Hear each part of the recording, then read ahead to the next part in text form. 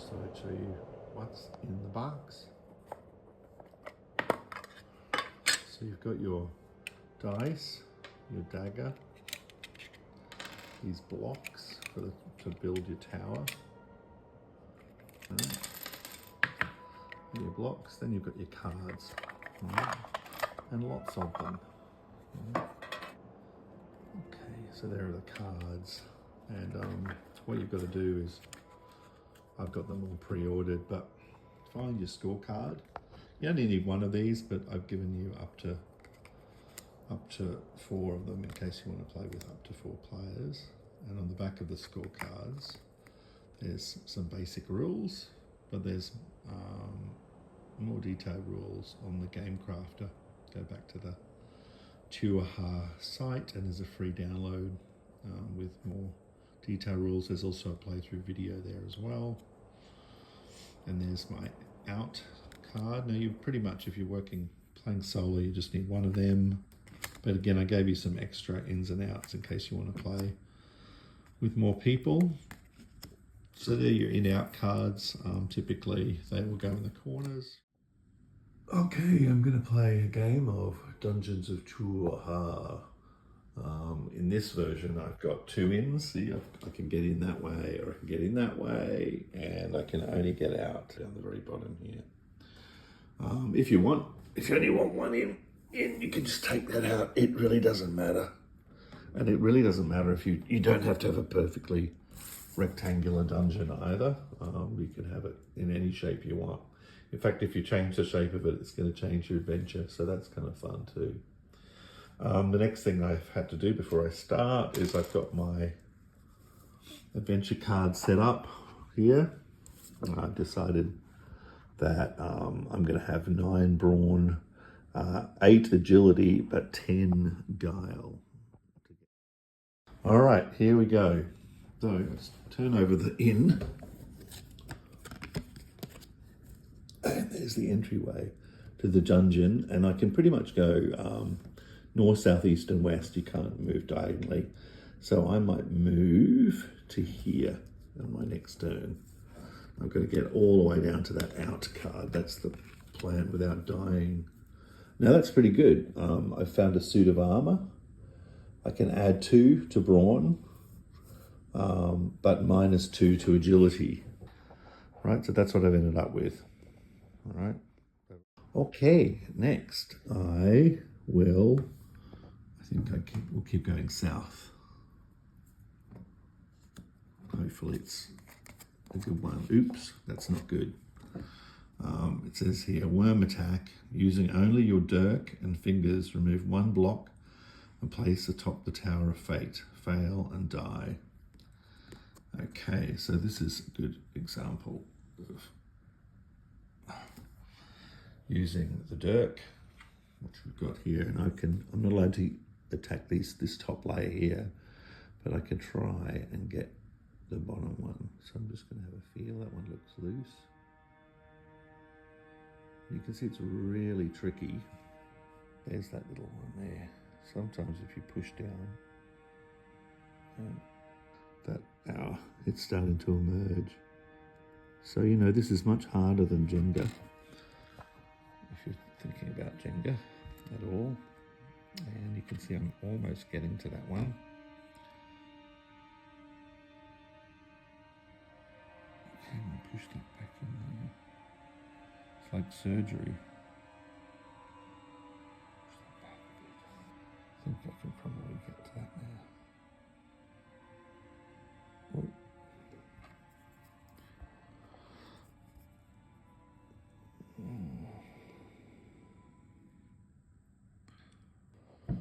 All right, I think I can just about get to that now. So let's see. And there we go. I got it. Move that back up. Move that back up to here. That's got to be placed perpendicular. So it's very tricky. Now after you do that, I think it is fair enough that you can use a card just to neaten up the tower.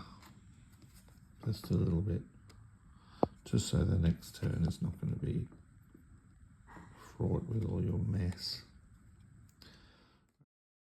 can now keep going. We got past that worm. And it says here, you happen upon a room of recovery. Add 1 to your brawn, agility, and guile. So I feel like I was rewarded then for that really tense Tower of Fate exchange. Shall I keep traveling south? I think I will. Let's try the next card. Oh, that looks potentially very useful. Let's have a look. It's a bow and 12 arrows. Take 1 from all rolls. Okay, all right. So I'll have that. So you take that. So now I've got, and weapon as well. All right. Now your dagger does actually give you the basic 1d6 roll. All right. All right. So now we've got, let's see.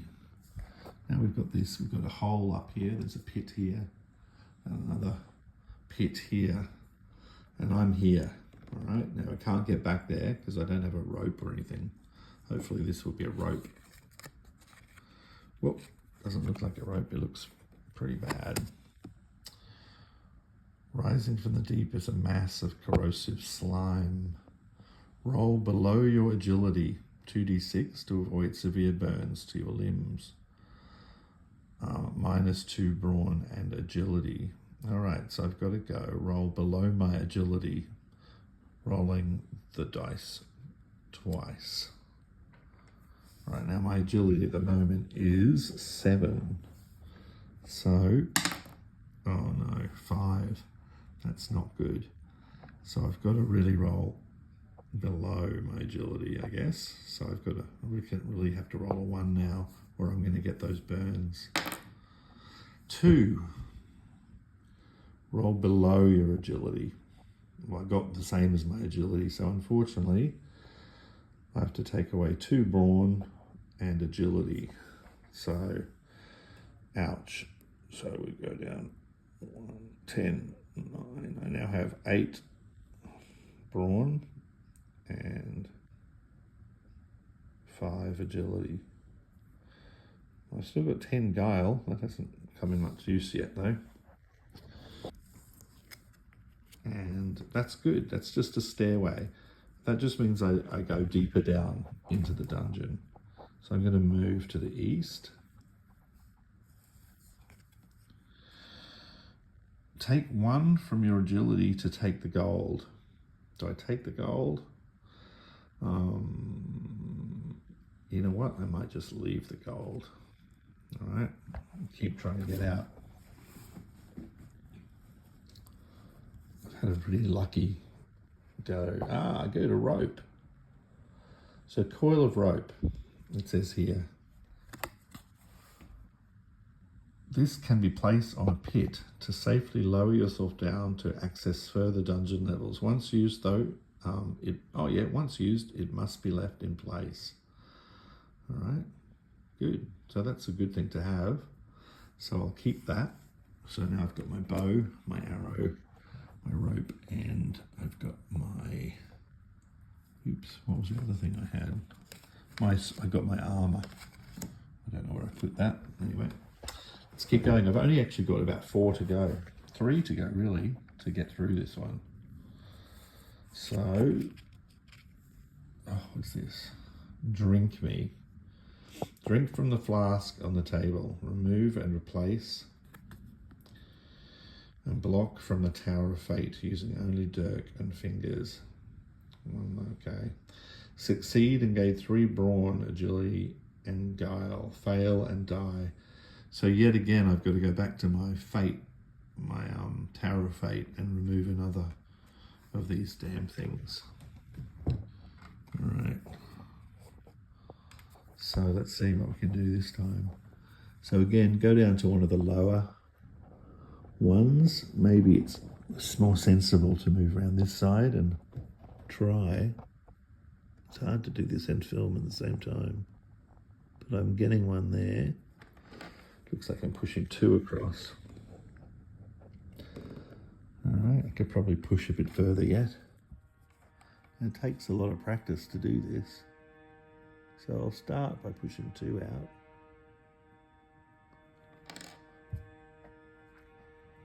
And they're coming. And then I can, let's see, I could try just pushing that one back again. I'm aiming for this one. So now I'm going to use a diagonal.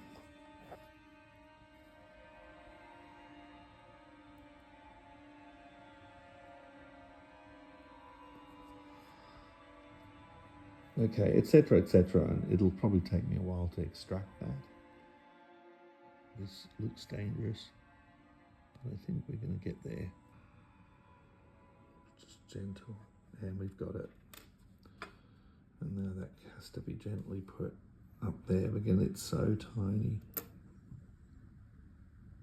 And again, at the end of one of those sessions, just use a card, and we can just straighten that up a bit for the next go. So far, so good. So what do we do with this again? Yes, that's right. Succeed and gain 3 brawn, agility, and guile. Great. So let's go back to here. And you can see I'm back up at 10 for brawn, which is great. Agility, I was down on 7. So I'm back up to 10 for that as well. Hurrah. All right, good. Now, let's see if we can get through this next one. I've only got really 2 to go. Hopefully it's not going to be someone. Oh no. So this is the King of Haar, Isle of 18 plus. What does that mean? Thee may pass. How do you get 18 plus guile? I'll go with the Tower of Fate yet again. Luckily I've still got enough brawn, agility, and guile to survive. So if I can just beat this tower, I should be able to beat the King of Haar, which would be cool. Oh.